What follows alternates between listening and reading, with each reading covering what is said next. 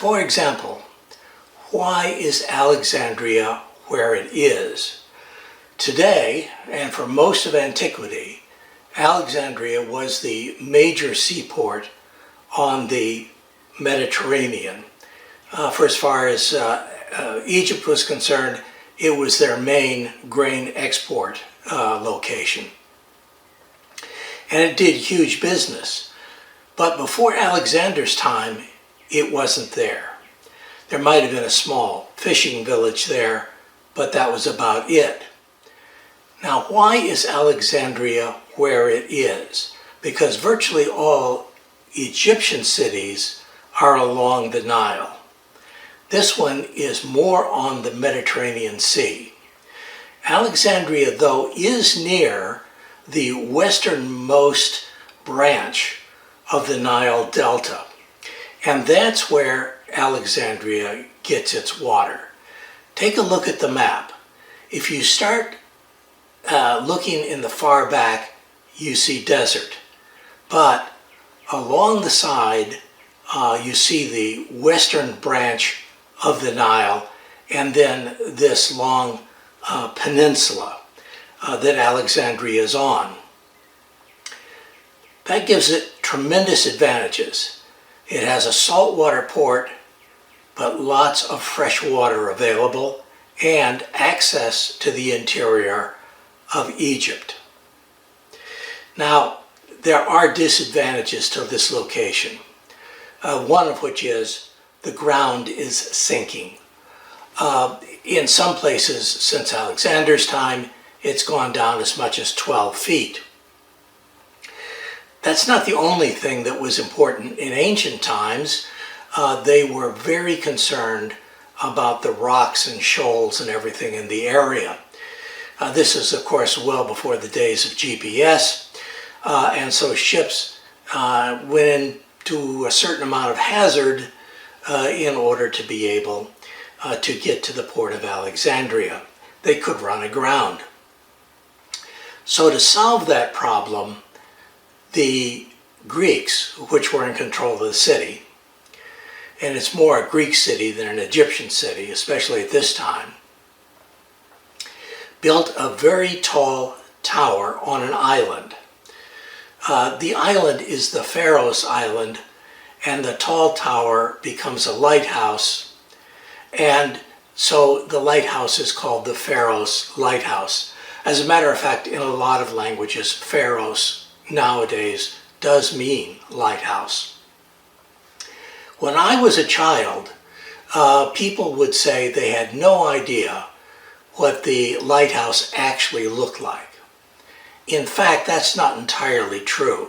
We have a pretty good idea what it looked like, because there were a lot of models made of the lighthouse at Alexandria. A lot of images of it in various places, sometimes on tombs, sometimes on coins.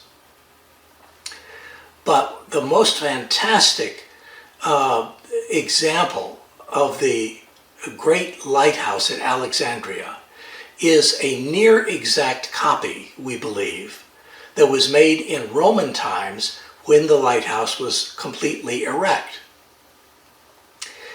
This lighthouse is still in operation on the North Spanish coast, and you can see it there. And what you see is that there are three basic shapes, one on top of the other. We'll go into those basic shapes shortly. So what happened to the Great Lighthouse? Well, much of it is in the Mediterranean now, partially because of the sinking that I told you about, and partially because there was a number of earthquakes that made it go down over a period of time. Also, part of the lighthouse has been, part of the lighthouse blocks have been used to build a newer fort, an Islamic era fort.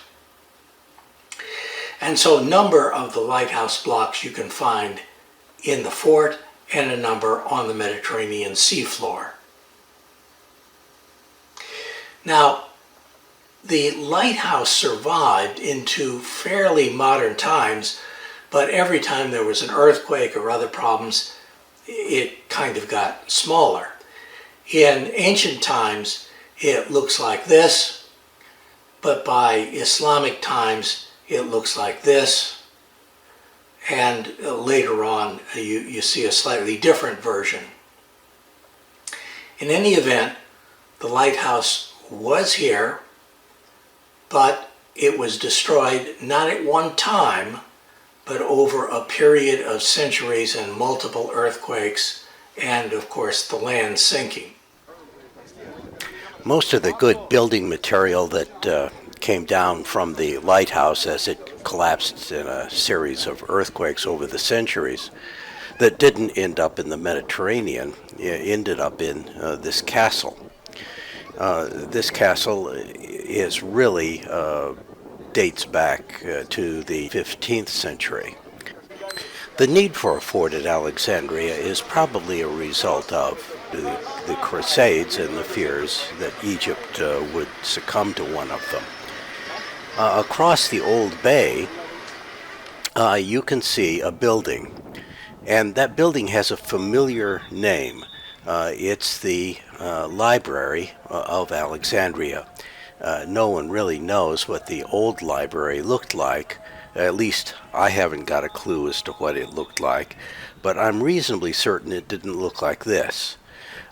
They did miss a bet, however, in this library. I kind of expected that there would be a room in the library someplace that talked about the old library and what it looked like and what was known about it and how many volumes of material it had and that sort of thing. But there's not even a hint that the old library existed that I could see.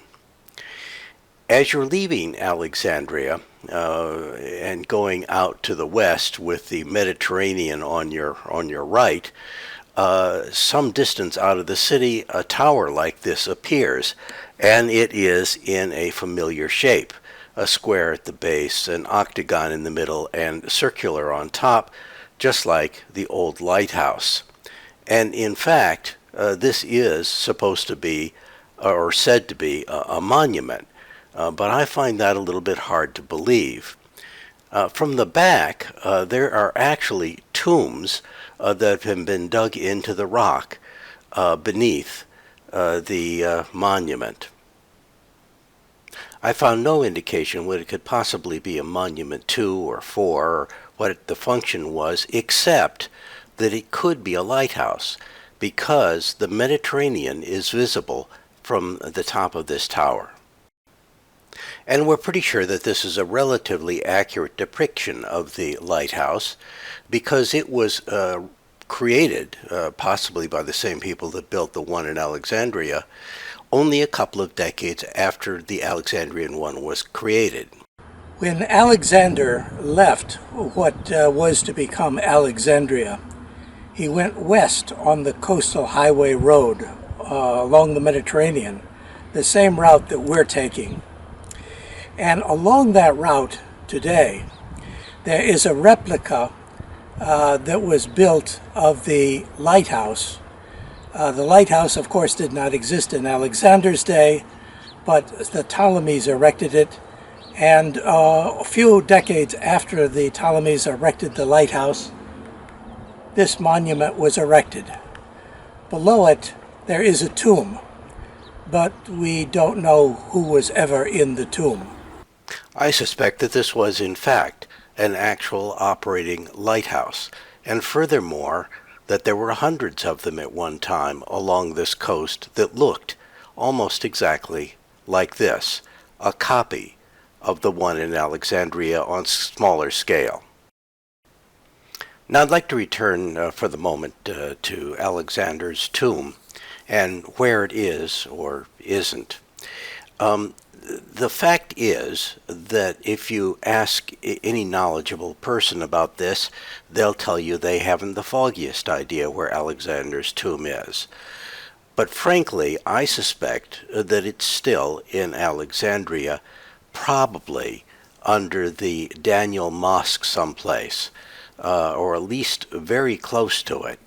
And the only reason we probably haven't found it is because archaeologists can't get a permit to dig under that mosque.